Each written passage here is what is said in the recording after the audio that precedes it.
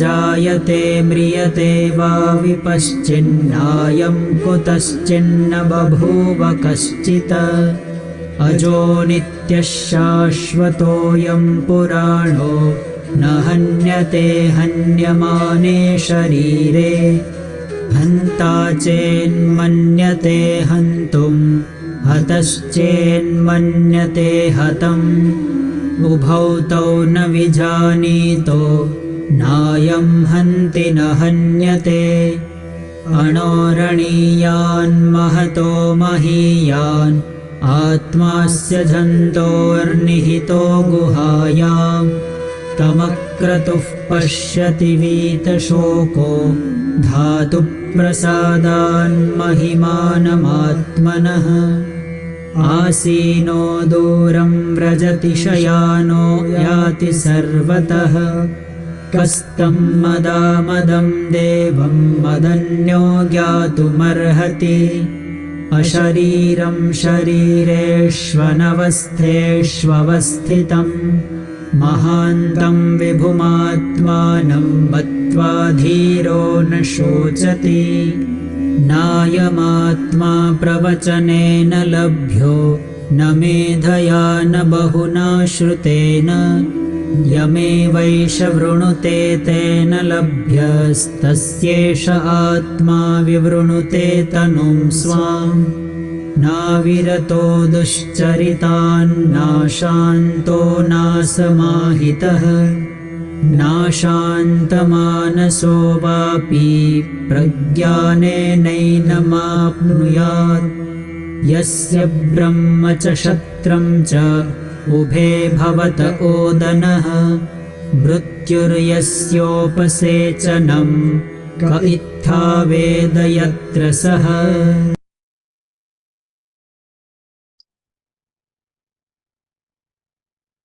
Hari Om.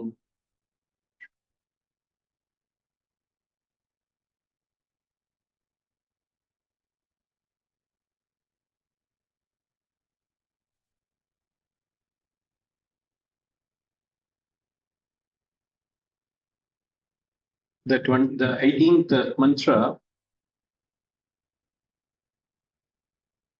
the all-knowing Atman is not born. Na jayate, na mriyate.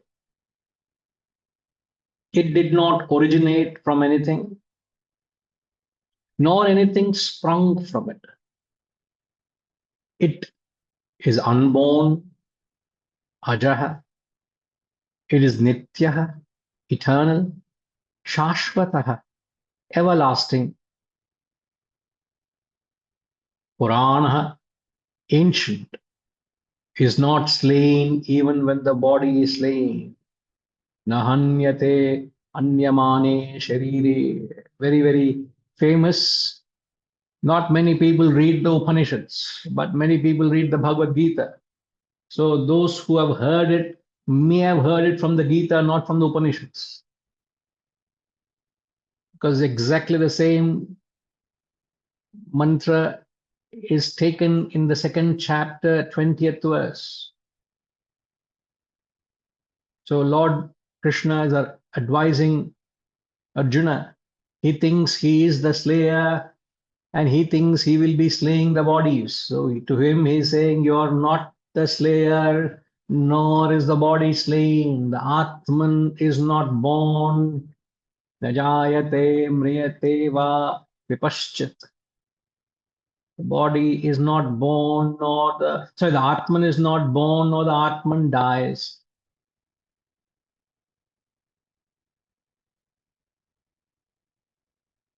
It's only the body that is born, only the body that is dead. Why is a body born? Why is a body dead? A body is born, an individuality is born because of the vasanas. When the vasanas are done, when the vasanas are exhausted, one has to leave. So if I were to look upon people as nothing but expression of vasanas, even when they are alive, they are helplessly expressing their own vasanas. And when that account of vasanas are exhausted, they will move on. So when I look upon individual as vasanas expressing spirituality, practicing Vedanta, practicing this Sanatana Dharma, practicing this wisdom is to just tell yourself, what have I got to do with your vasanas? I have got nothing to do with your vasanas. You are a bundle of vasanas.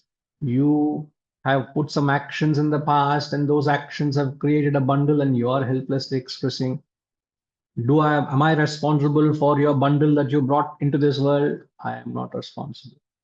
I will have to tell that to my spouse, to my family, to my children, to my near and dear, to whom I am so terribly attached to. Let's not deny the fact that one is terribly attached to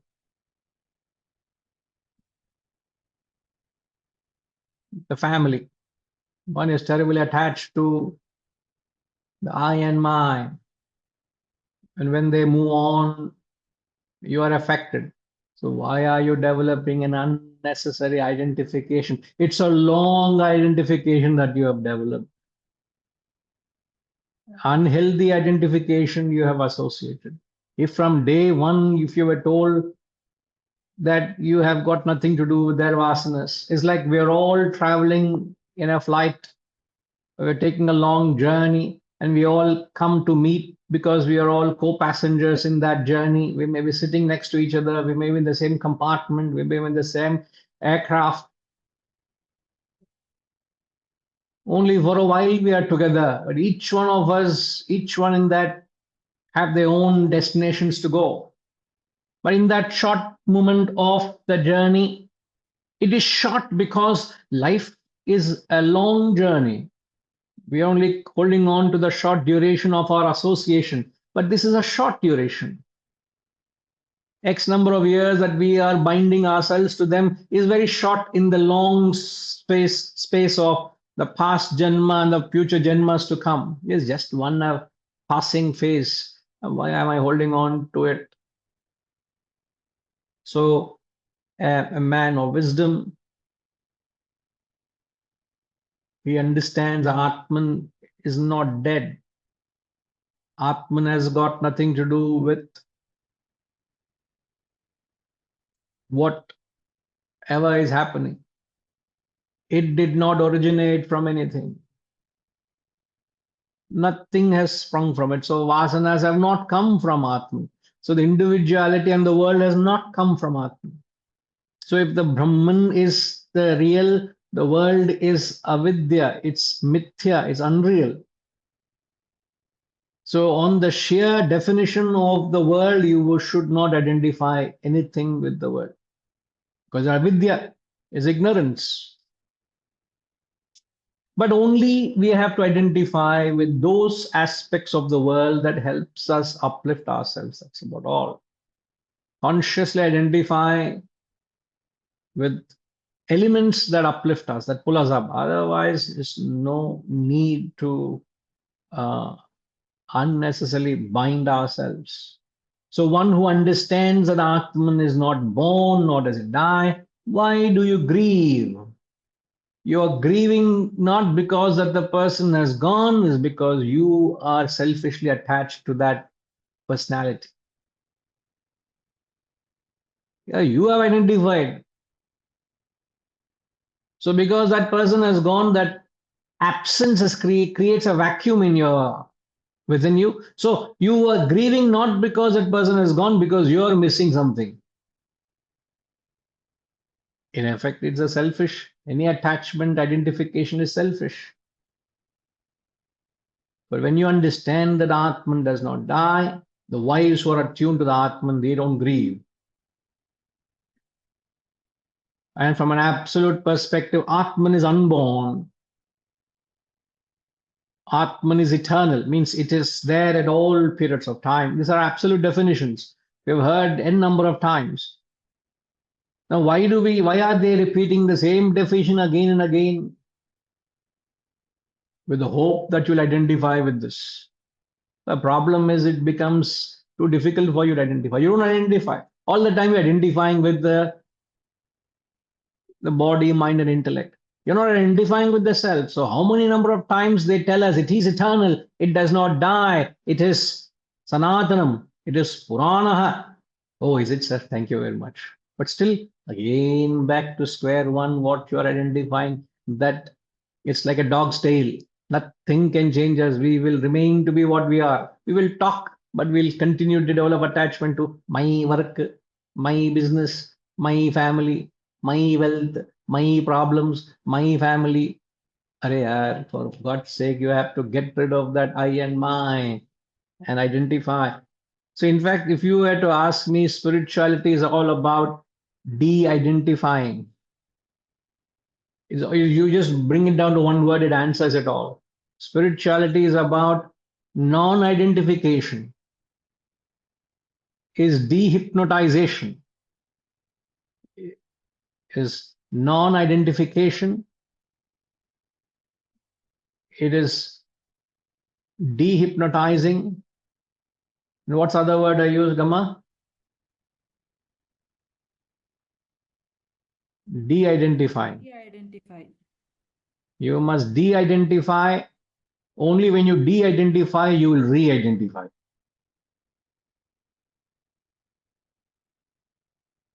Now you want to re-identify with the reality, you must de-identify. No?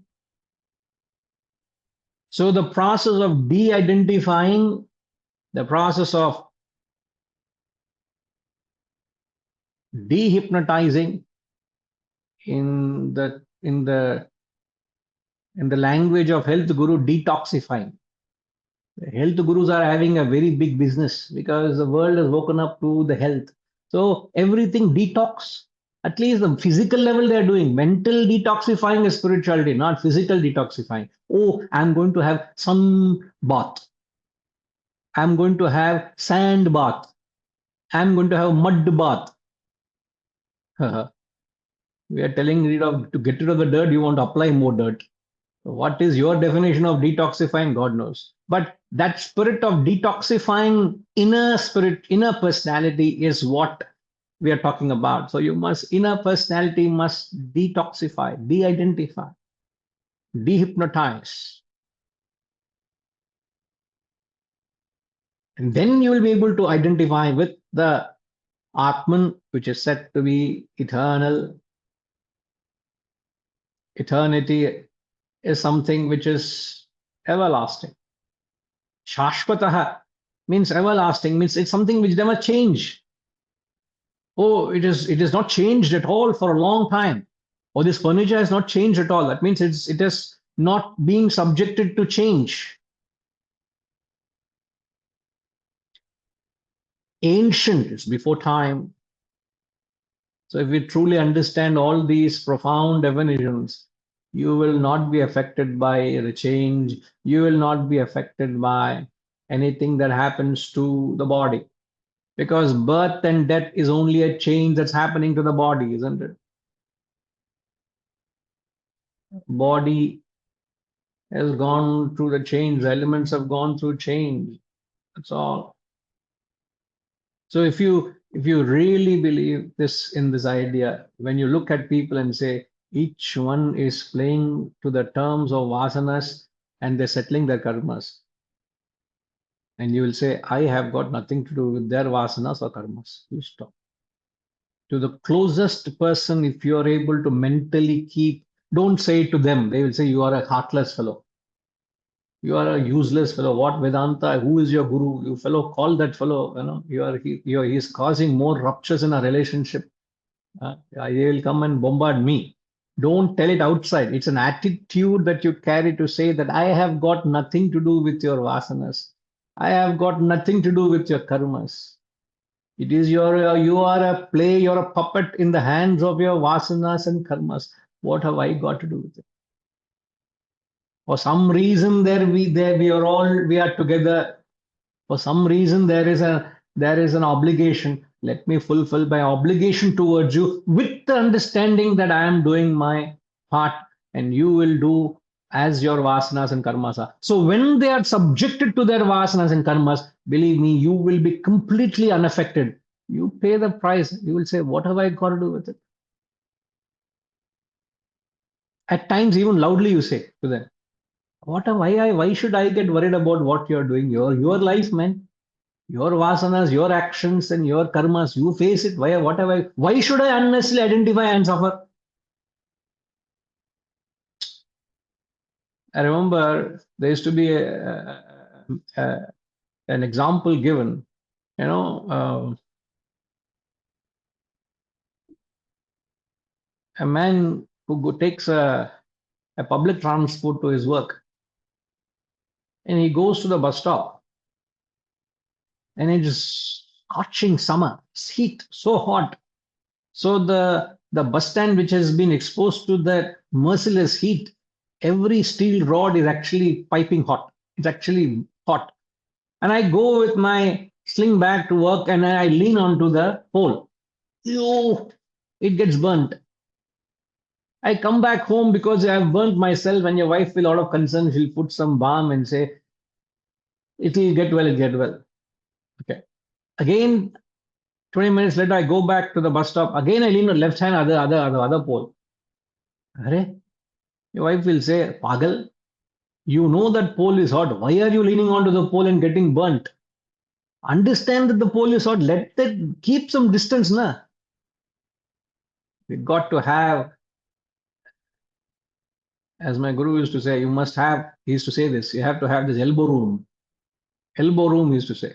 And he used to keep doing like this. Just to indicate the message, you must have that spirit of non-identification. Say, you live your life, I live my life. In that only way you will be able to do is you live your life.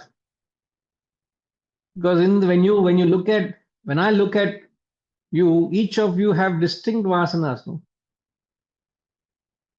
Some of you will be extremely grateful.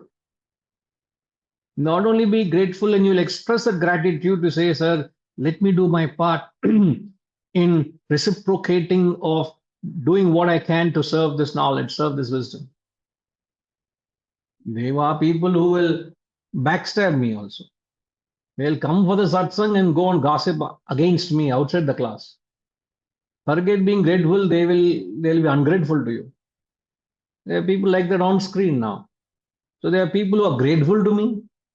There are people ungrateful. They'll go and gossip against me, and there's no kritagnata, no thankfulness. Yet they'll come and receive it meticulously. What have I got to do? You are incurring karma. You face the consequences of it. I am not laying any conditions while giving this.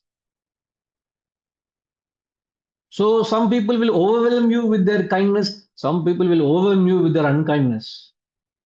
Ah, both of them are suffocating. Why are you giving so much love? I can't take it. Why are you giving so much unconcern? Although I can't take it. Why should I get involved in the play of your vasanas? You see, if I separate myself, like I'm separate, I'm keeping a distance and looking at you. If I can apply that same principle and say it is their vasanas, believe me, 99.9% of the problems in the world are solved. 99%.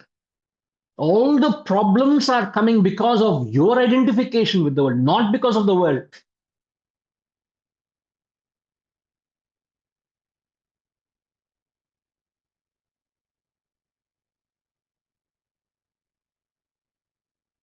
Either you support or don't support, whatever I got to do. I will carry on my work with or without your support. I've stopped contributing. Okay. Ooh, you don't want to contribute. Did I ask you to contribute? Oh, sir, I'm considering to increase my contribution. You are considering. I didn't come and knock at your door and say, please contribute to the cause and efforts. Oh, I don't like what he's doing. So therefore, I don't want to identify. Am I to operate on your likes and dislikes?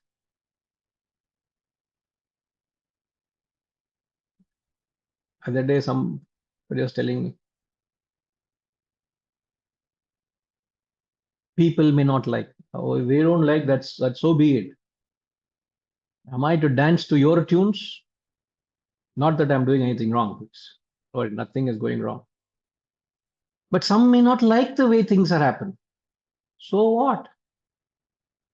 I will lend my ears. You want to speak the truth to me? If you dare to speak the truth to me, come and talk to me directly. Don't talk behind my back. I will not fall a prey to your prattle, nor will I be carried away with all the support you give. I have got nothing to do with it. So you carry on relating. Take the best what everybody can give. Don't get affected by the worst that comes your way because you understand it is their vasanas. I've got nothing to do with your vasanas. In fact, only when I start practicing this, then can I say, I have got nothing to do with my vasanas. Ultimately, the philosophy has to be subjected to say, I have to be detached to my vasanas and my karmas because my goal is to get to the self. The self has got nothing to do with your vasanas and your actions and your karmas. The self has got nothing to do with my vasanas, my actions, and my karmas. So ultimately, I have to practice the objectivity to myself. There is no point me being objective to your life and then getting involved in my own life. But the beginning of non-identification starts with others. It's easier that way. It's easier to be detached to people where you have an obligation. You may say, I don't care what's happening in Ukraine. I don't bother how many people are dying every day. You are detached. That is not sattva, it's tamas. That is not called non-identification. It is ignorance. You don't have any feeling for their suffering. So what does it matter to you? It's like somebody has uh, taken away some money from your account and you're not aware of it. Have you lost anything? Somebody has manipulated and what do they call that? Hackers. They'll hack and they'll steal some of your money. Until you know it is a loss. If you don't know of it, you don't know the loss. There's no loss because I didn't know at all. Nothing came to me like correct cyber crime. So you don't know about it. Similarly, if you don't identify with anybody, that is tamas. But you will have to practice this with those whom you identify and say it is their vasanas. If you can just say it's their vasanas, you will have your sanity. That fellow can be a mad fellow also. You will don't go to an asylum and complain. He is not giving me the respect. He is insulting me. Who? Mad fellow. Where is a mad fellow in asylum? Only thing you must understand is a lot of mad fellows are outside the asylum also. Inside they are qualified, outside are unqualified asylums. You understand these fellows outside also. So you may be living with them. When you understand this fellow is a mad fellow, you understand very clearly why are you being affected by it. It should not affect you. You should have your peace of mind. So the moment you get up, you must be prepared. What will my mad fellow will do today? What are all, and you have had enough experience of all his or her madness. So you are prepared. You will not be surprised. Oh, these are all the madness I am prepared to. Where is the problem? See, it is just a play of vasanas, and your wisdom is tested by non-identification of their vasanas and karmas. Bring it down to your vasanas and karmas, and if you understand that way, you will get into the depth of what the mantra is saying. It has got nothing to do with the Atman. Atman is not born, Atman is not dead. It did not originate from anything, nor anything sprung from it. This is the applied philosophy to the mantra. Absolutely, it is nothing to do with anything. The world has got nothing to do with it. How do I practice it? I have got nothing to do with what is happening. So you are that way, you are in it and yet out of it. Why are you in it? Because you have an obligation. You have a job, you have a family, you have a responsibility. But when you're in it, you say, it's their vasanas, man. The people who are extremely stingy, extremely spendthrifts. Some people are extremely, what is the opposite of stingy? I'm lost for words.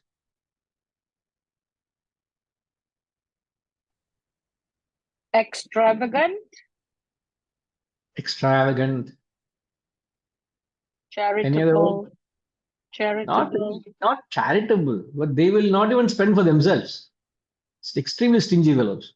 Forget others, they will not do for themselves also. And some other people are very, you can say extravagant, very licentious. They live a very flamboyant life. Lavish, flamboyant, extravagant, lavish life. Lavish life. Their vasanas. They lavishness to a point where they try to live a life which is beyond their capacity. Just to show off. I want to impress the society I'm living in. So, what brand garments I wear? What is my t-shirt I'm wearing? Huh? I can't wear ordinary. What is this? What t-shirt? I can't wear. Huh? I'm lost for names now. Prada. Oh, Prada. What is Prada? Prada, Prada is branded. Prada. These are the brand. Yeah. I only wear Prada, or I only wear Ralph Lauren. Polo is my minimum standard. Anything below that is not to my standard. So, what will people think if I wear? What is this?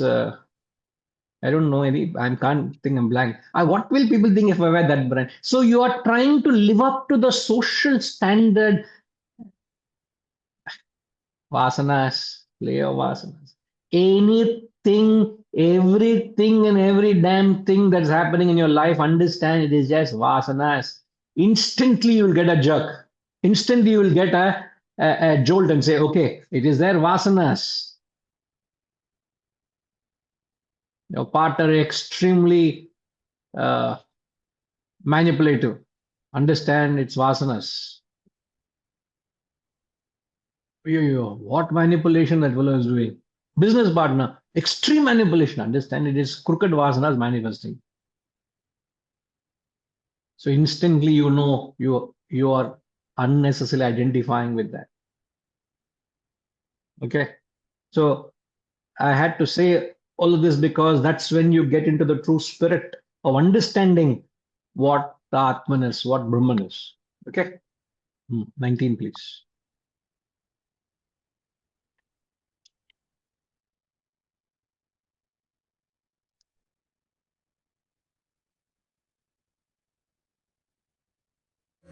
हन्ता चेन्मन्यते हन्तुम् हतश्चेन्मन्यते हतम् उभौ तौ न विजानीतो नायं हन्ति न हन्यते अणोरणी.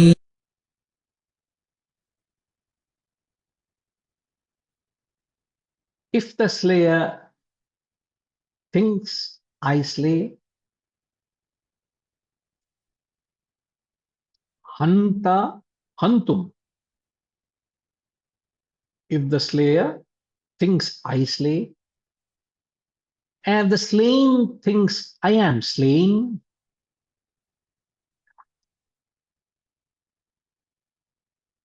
then both of them do not know well. This slays not, nor is this slain.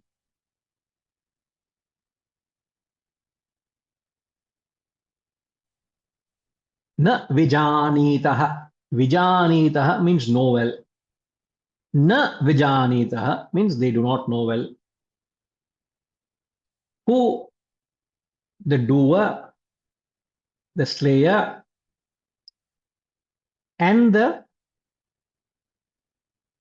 slain. What do you mean the slain? The victim of your actions, the doer, and the receiver. If they think that they are doing, they don't know, he says. Because this slays not, nor is this slain. Talking of Atman, obviously. Again, if the previous mantra appears in the second chapter, 20th verse, this mantra appears in the second chapter, 19th verse of the Bhagavad Gita. So exactly it is the second Valli, mantra 19 of Kathopanishad appears in the second chapter, 19th verse of Bhagavad Gita. So if you feel this is a very familiar verse, it's because you have read the Bhagavad Gita. It appears there. Yes, ma'am. So what he's saying is Atman is neither the karta, the doer. When he says I slay, Atman is not the doer. Atman is not the bhokta, is not the experiencer. I am not slaying. So the Atman is not the karta, the doer. Atman is not the bhokta, the enjoyer.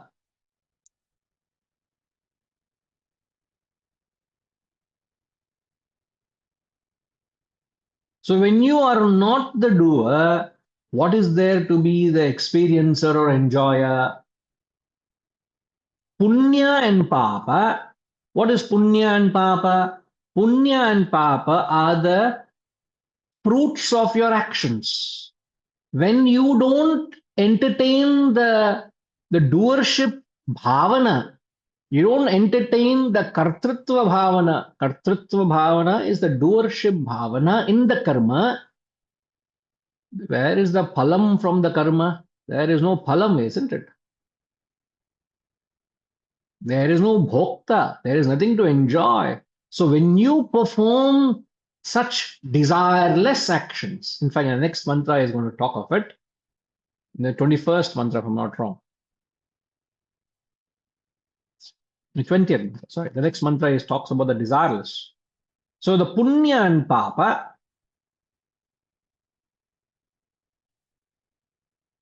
is possible. Punya and papa, what are they? Punya and papa are the fruits of your action. They are possible only if you are the karta. Only if you are the doer, there is the karma phala. If you are not the doer, where is the karma phala? The problem. And what is it that determines the karta? I repeat, only when you are the doer, there is the karma phala. Right? If you are not the doer, there is no karma phala. So question is, what is it? What is it that makes you the doer?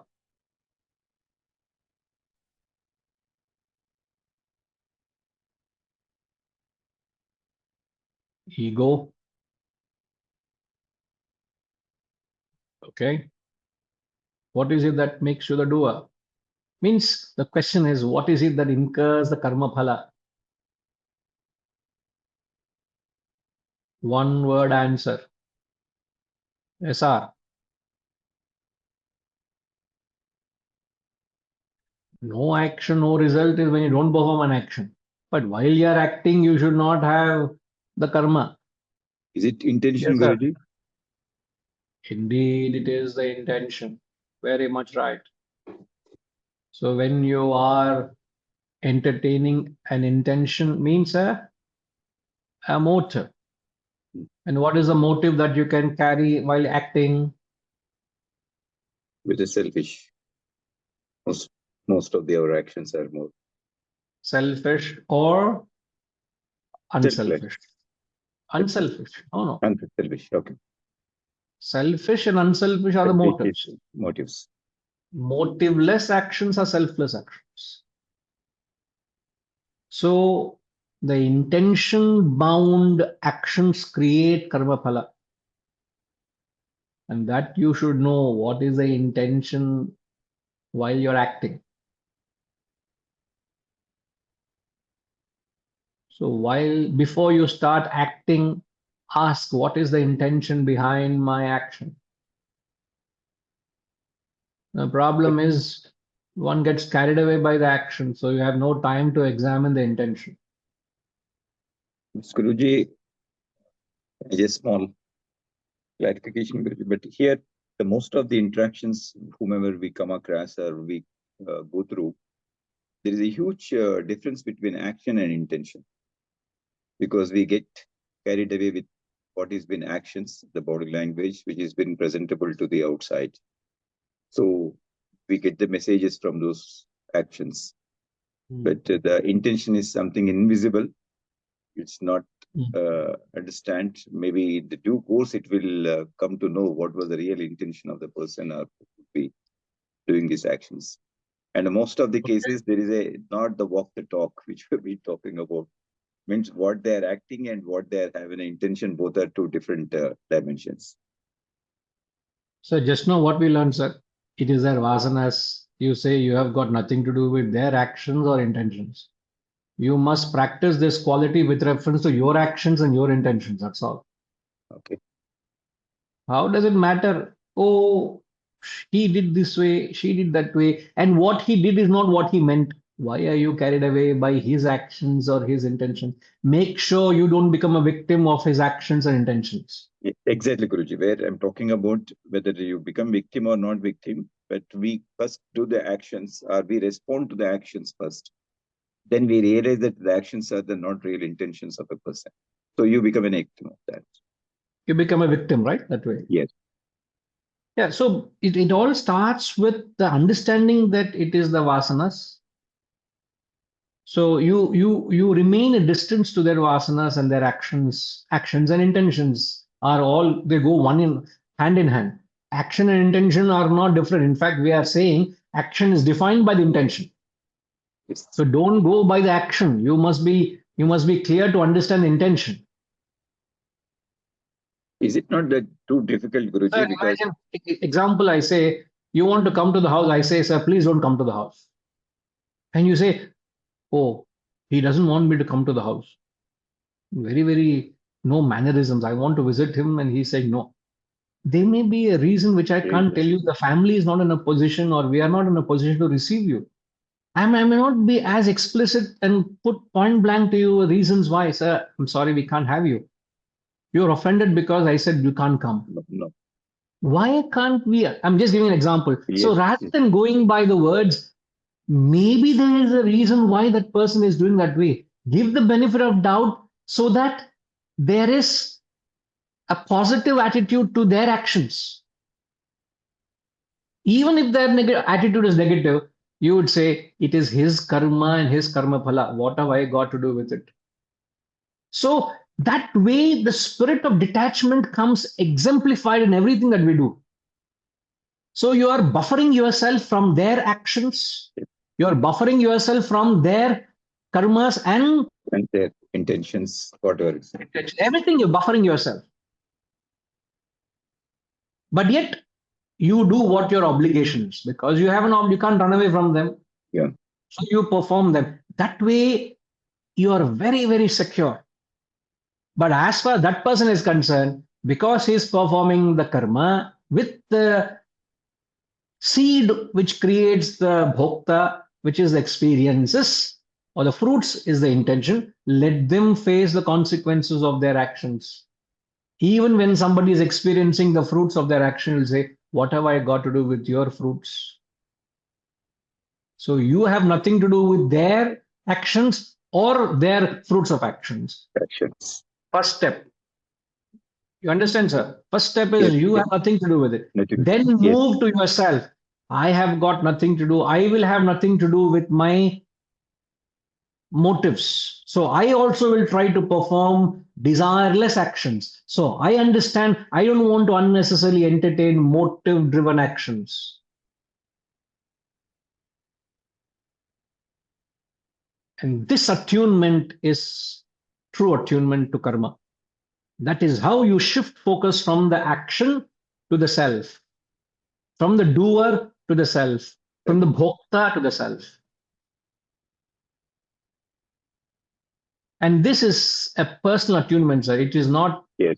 It is not evident by what you see a person act. I may be doing the same action, or I may be doing it full of attachment, or I may be doing full of detachment. You would not know. Means it's difficult to gauge. Is it not practicably possible, Guruji, to really differentiate between intention and action of a person? Why do you say that? Because most of the time, because that doubt comes whether this person is acting with a intention, with a good intention, or with the acting just for sake of acting. I mean to say the distinguishing the quality of the action, what my whole purpose of clarifying that. The moment we start getting into the judgment, then we will again get into we will not able to move further forward on that. That's the reason we say, sir, in fact, Christ says, judge not others. What you need to do is assess others, not judge. Okay. If you assess, sir, there is a certain working relationship you and I have developed over the years. You have associated firstly at a distance with the knowledge. Then you got little close to the foundation and me to understand where I come from and what is the mindset and what is the work, right? So there is a certain amount of assessment here. You're not sitting and judging every action. Hey, what is he doing? Why is he doing? Is he doing right or wrong? Once you assess, you don't go into action to action judgment. Right. That is a cynical mind will do that. You don't go into judgment of once you have a certain assessment and bestowed some faith, you don't go into scrutinizing every action and every intention. Then it's a very negative mind that judges, sir. The moment you get a confidence, then you just forget about maybe initial stages that maybe happens to any interactions.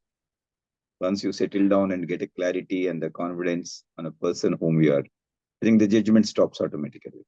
You should stop. So it's like first time you go to a tailor, a new tailor you go. He is very particular. He takes every possible measurement because the first time you're going. Like my tailor who stitches my kurtas and all, when I tell I have this cloth I need to measure, he said, don't worry, I have your measurement. Arey, please come. No, I have your measurement. I'll still take, but I have the sample I'll take. Have you put on weight? Have you lost some weight? That's all I'll ask. No, I am the same. Then don't worry, it'll be the same thing. I've got the standard thing. So you don't unnecessarily go into that process of fine tuning every measurement, but you are ever alert. Ever alert. Every day you take the same route from your house to your work. Just because you take the same route to your work, you don't blindfold yourself and drive, do you? Every day is a different day. Even though the same route you're taking, the same speed breaker is there, the same stone that is there in the corner has been lying there for ages, the same traffic light, the same thing. But still, every time, every second, you're alert. That is different to making judgments. So that assessment should be there. And you must always keep revisiting that assessment also. It should not become stale. Nothing is a permanent. None of the perceptions are the permanent. Correct.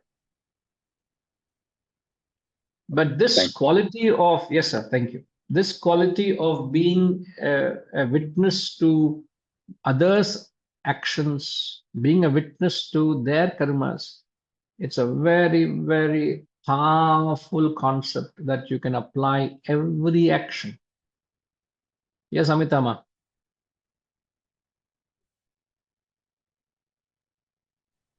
So I just wanted to clarify the word bhavana that you used just now in the context of the doer and the experiencer. Is it intention, the bhavana? Is it the intention of the bhavan or bhavana? Bhavana? Bhavan or bhavana? I thought I heard that word. Just wanted to clarify the meaning. Bhavan? See, kartrutva bhavana and bhoktrutva bhavana. Yeah, BHAVANA. Kartrutva. KARTRUTVA. Kartrutva bhavana. Doership attitude. Okay. Bhoktrutva. BHOKTRUTVA. Trutva. Bhoktrutva bhavana means enjoyership attitude. Thank you, sir. Yes.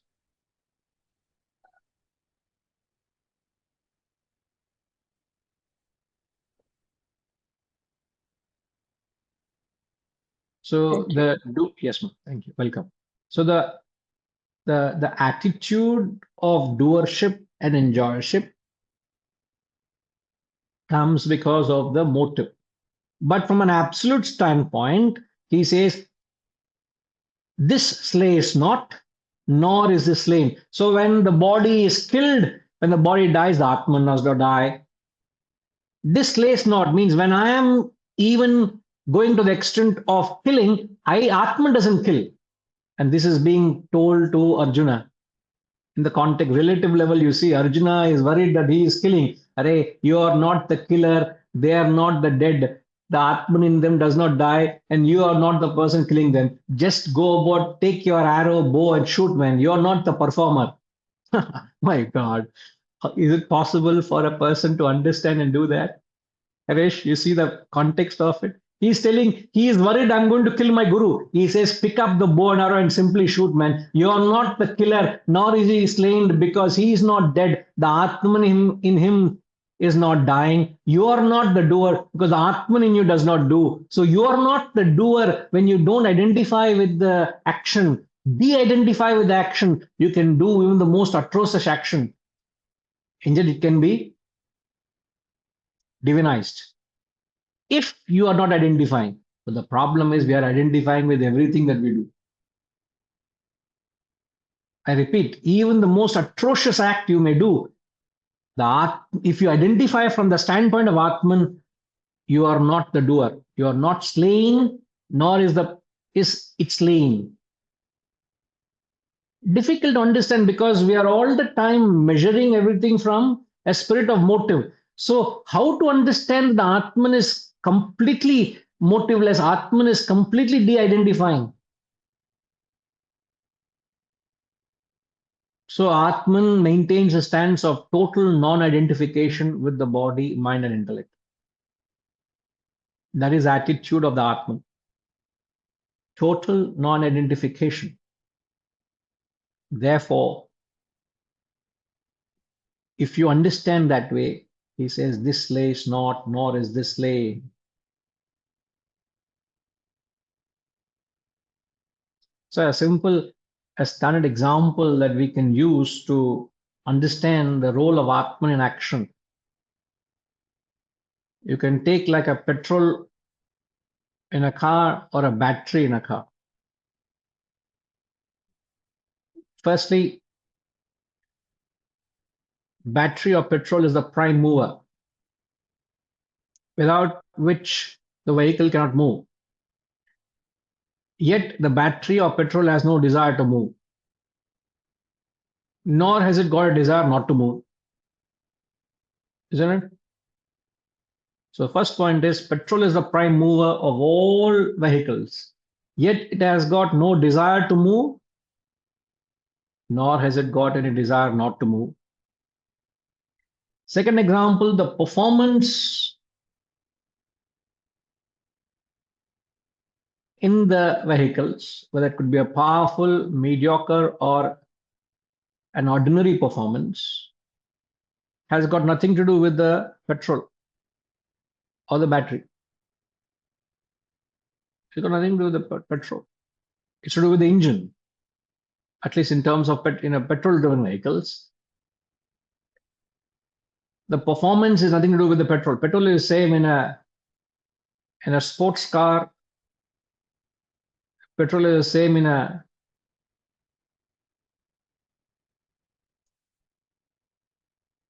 1000cc car. Petrol is the same in a small car. So ordinary performance, mediocre performance, powerful performance. Point 3. There could be a point where the vehicle meets with an accident or the vehicle takes you home safely, like it's been doing every day. Whether it has an accident or whether it takes you safely home, petrol has got nothing to do with the safe passage or an accident.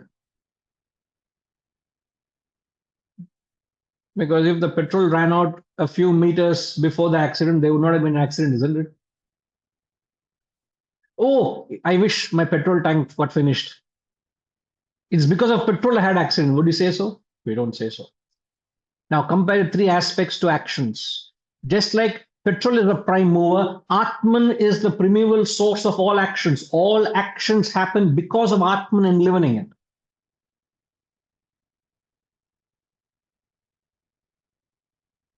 Point one. Second point, the Atman in different cadre of individuals is the same, no? In a sinner and a saint, the Atman is the same.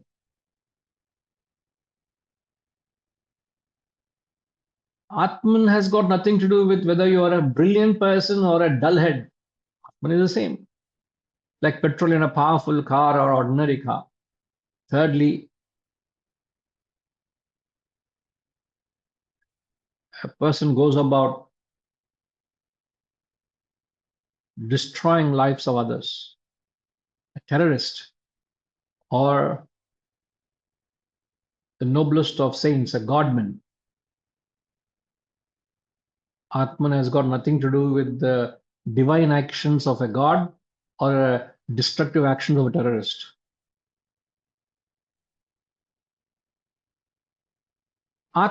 Is Atman responsible for the action of a terrorist? Is Atman responsible for the action of a saint?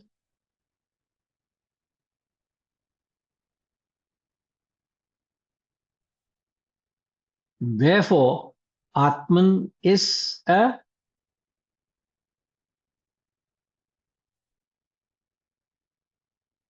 what is it?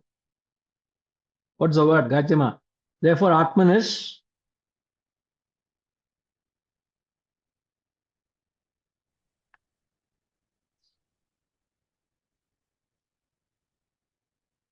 neither responsible or can be not the doer. the doer, Na karta. Atman is not the doer nor enjoyer. or enjoyer.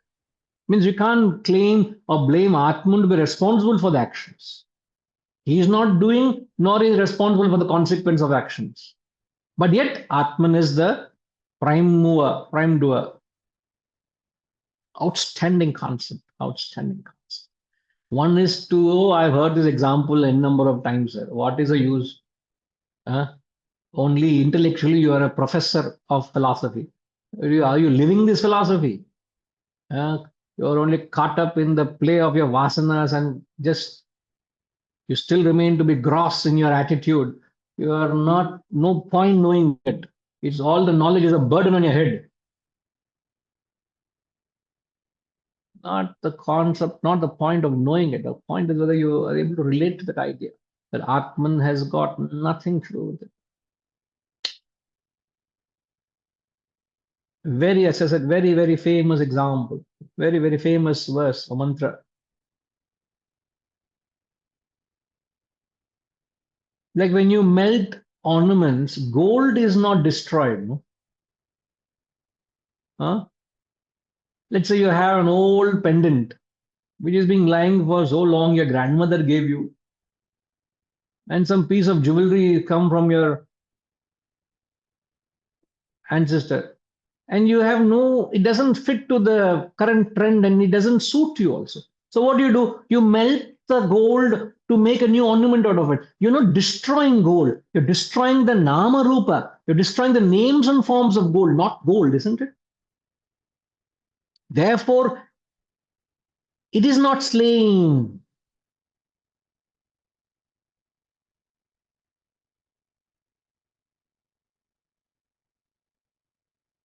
Only the names and forms of the gold ornament is changed. The gold is not destroyed. Just like smell doesn't condition space. The smell conditions space, Shivaji. Foul smell. municipality department has come and they're clearing the garbage, which is piled up for 3 days, they have not cleaned. And when you pass by that area, oh my God, it's just unbearable. It's just that filth and stench. Has it conditioned space? Shivaji, I'm afraid we can't hear you. Huh? No, we still can't hear you. There might be some audio issue at your end. Can't hear you. The space is not contaminated by whether perfume or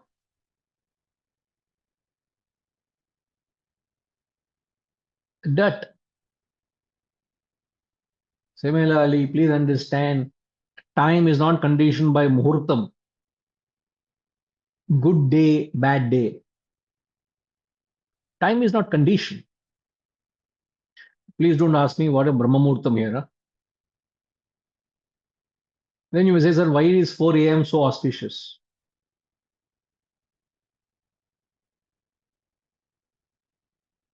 So day and time doesn't condition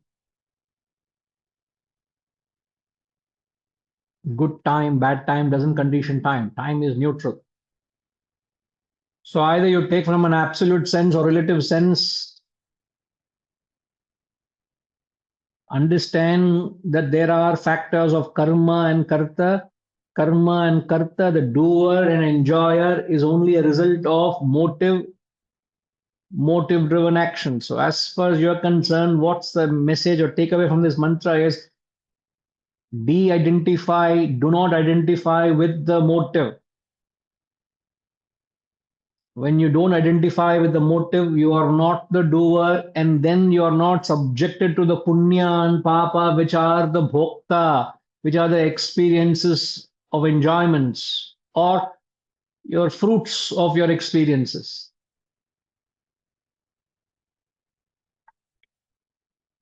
Outstanding, outstanding. You can, I tell you, you can rest of your life, you can contemplate on this idea. Rest of your life, you can abhyasa of this. If everywhere you are identifying, inject this. Don't identify. Why are you identifying? Okay. 20th mantra, please.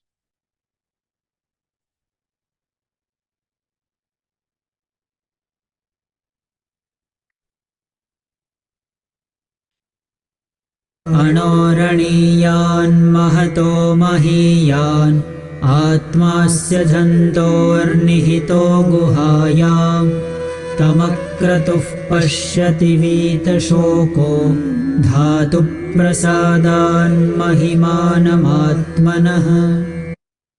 Beautiful mantra. Again, one of the most famous, most quoted mantra. Anoraniyan mahato mahiyan atmasya janto nirhato guhayam. Atman is subtler than the subtlest. Anoh aniyan. Mahatah mahiyan. Atman is subtler than the subtlest, greater than the greatest. And he says, seated in the cavity, guhayam, of jantaha, cavity of the living beings. Nihitam is seated. And then he says, akratuhu, akratuhu, the desireless one, with the mind and senses composed. It's a very unique and a very beautiful definition. Prasada dhatuhu. Dhatuhu means the mind and senses. Prasadat means very graceful. The mind and senses are very composed, very graceful, a very unique composition. So the desireless one, with his mind and senses composed, beholds the majesty of the self and becomes free from vita shokaha, free from sorrow. Again, very familiar words. What we are searching, remember, my dear students, what we are searching in all this is the wisdom and not the mere words. They are not empty words, they are deep, deep, meaningful. The question is whether you have the capacity to reflect, do manana, do the abhyasa to draw the wisdom out of these words. Otherwise, the words become very familiar. So he says, Anoho Aniyan, Anoraniyan, subtler than the subtlest. So even the most smallest particle which science has discovered, you know what is the smallest particle? You would say, sir, I studied science long ago. I remember then it was an atom, a molecule. Then you would say there is a proton, neutron, positron.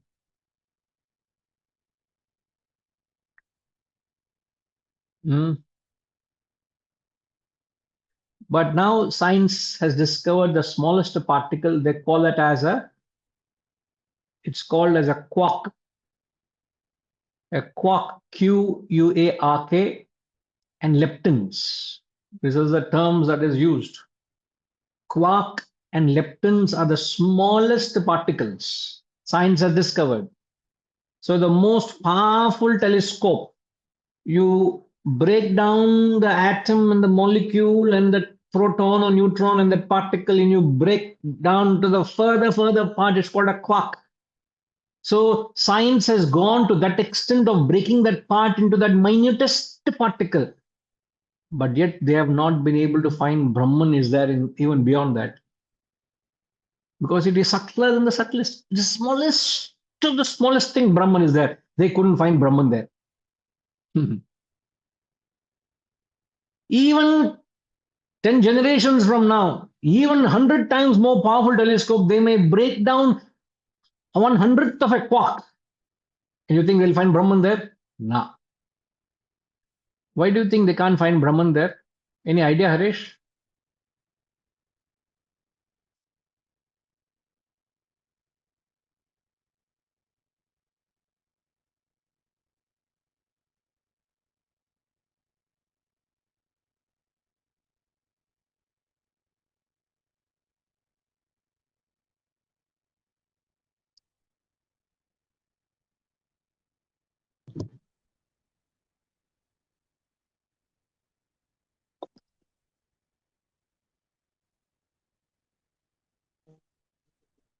I'm not sure.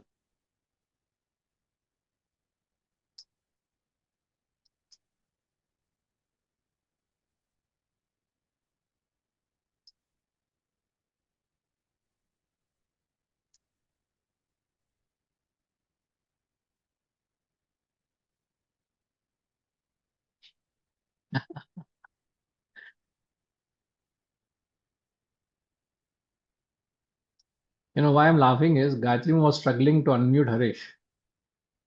And then I also clicked, and the moment I did, he got unmuted. Then I immediately messaged Gayatri Ma, I unmuted Kartrutva Bhavana. See how that fellow comes in? I'm just kidding, but just you start taking that arrogative thing to everything. I did. Even when you say, Guruji, my view, worry, you can't be you're not a spokesperson for anybody else. So you just give out your view. Guruji, my humble view, other humble way. Just give out here. Just spell out the view. Yes, Harish. So what's the question?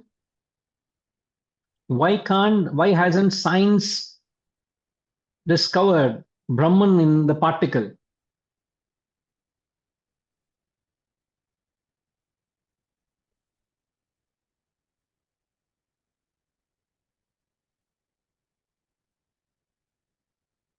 If it is there, it must be found, no?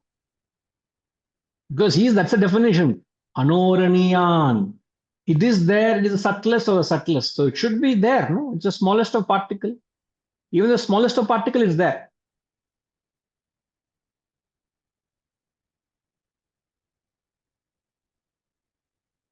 It's interesting, no? When we seem to know it, when we pin you down and say answer it, we are lost for words. What does it mean by saying subtlest of the subtlest?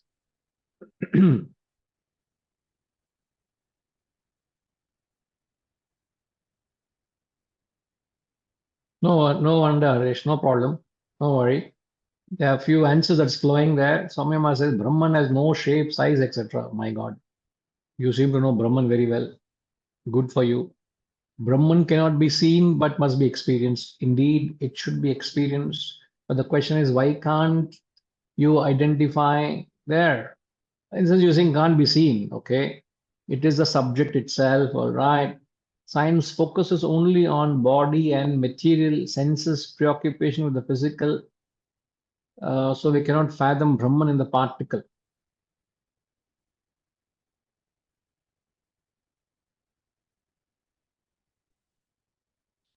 Of all of them, in fact, you're right, all of you saying, but Brahman, as Shivaji rightly said, it is not the object, it is subject.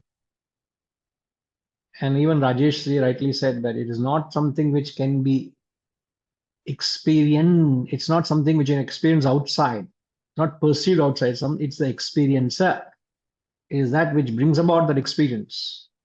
So any amount of objective research can't get that. It is subjective inquiry that will get you that. So in outward exploration, you can't get it. But the moment you realize it, you'll see it there. They are not realizing it inward. They want to explore outward. So any amount of outward exploration cannot discover Atman. But the moment I realize the Atman within, I will see in every particle Brahman. Not just the minutest, every particle will resonate Brahman because I have realized it within. But when you don't take an independent inward inquiry and want to explore Brahman outwardly, you can't find it because it is not attainable through an objective pursuit. It is realized through a subjective inquiry or a subjective experience, which is what all of you have rightly said. In fact, sir, you can't say blocks a subject. In fact, every object is resonating the truth. It is the truth, but we can't see because our vision is blocked.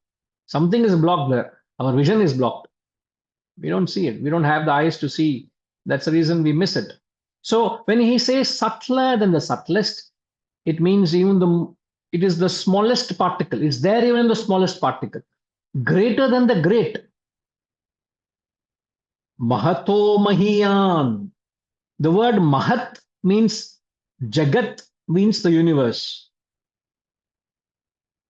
So the word great here refers to Jagat, which is also known as Mahat, which is the universe. So it is there in the smallest of particle. It is there in the grandest of things, the biggest of things, which is the universe. It pervades it. It envelops it. It penetrates it and goes beyond it. The choice of words, it pervades it. It envelops it. It penetrates it and goes beyond it. So the world or universe cannot limit Brahman, greater than the great.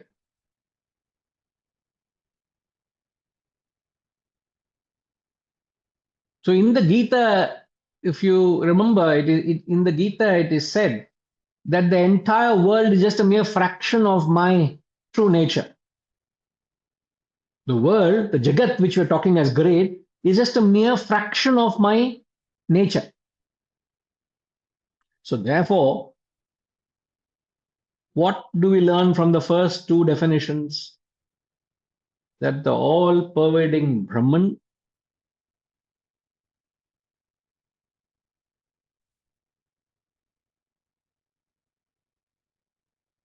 is far, it is there in the minutest and it's far.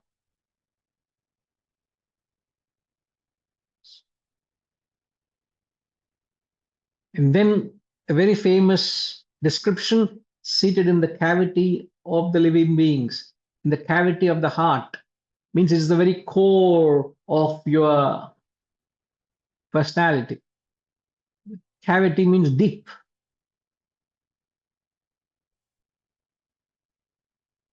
So it is far, it is near, it is the very core of your personality. And somebody asked me, what does the word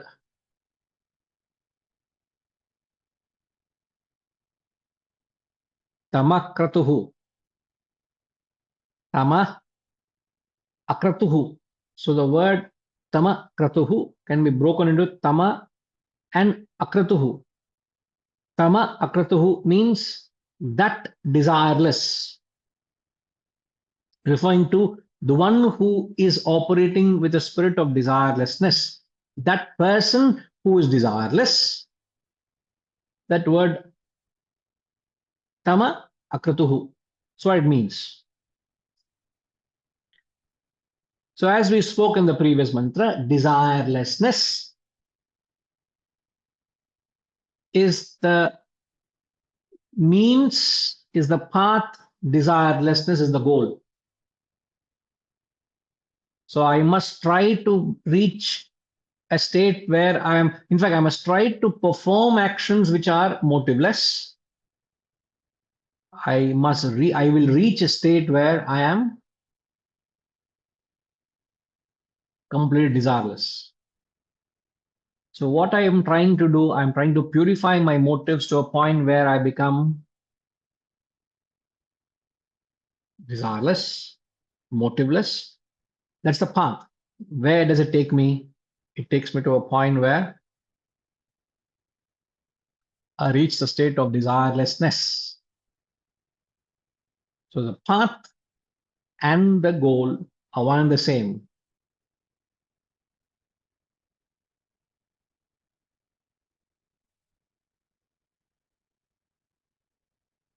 See, when you entertain a desire, any desire causes a lot of anxiety, isn't it?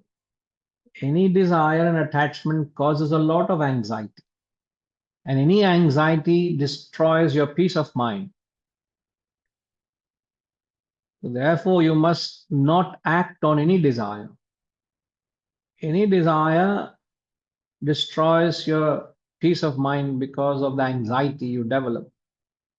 Therefore, you must try not to act on desire as much as possible.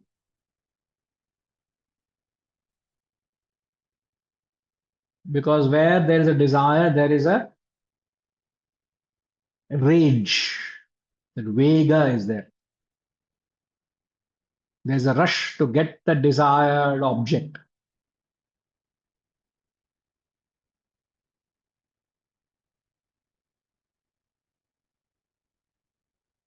I was telling the close people who are facilitating that US lecture tour, now it's all done and dusted and all happened. Even before it was happening and the thing, I was to tell, I was very not trying to impress them. I said, I have no desire to go there. I was not acting on a desire to go there. So there is no anxiety of it happening well, nor is the dejection of it failure. And yet you go and do and come. So I did not have any desire to go there.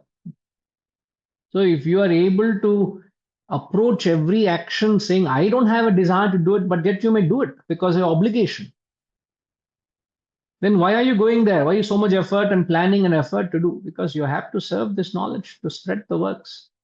So there's no desire, there's a cause, there's a purpose, there's a mission that you work for. So to that extent, you're weeding out that identification with the vega, which is the desire, and the rage that might come out of the desire, and the unrest it will cause you to your mind. So there's no unrest that should arise from the desire.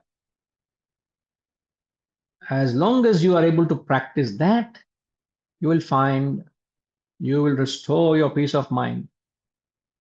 And that's what the desireless one as abhyasa. That's the interpretation for the path. Once you keep performing such desireless, selfless actions, weeding out the desire, you reach a state where there is no desires at all. You reach that state of enlightenment, which is a state of desirelessness. So if I keep removing the weed from the garden, very soon there will be no weed in the garden.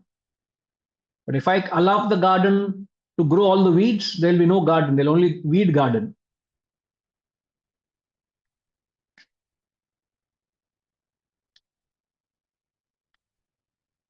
So then the last section of the mantra, I will have to come back to you just about time.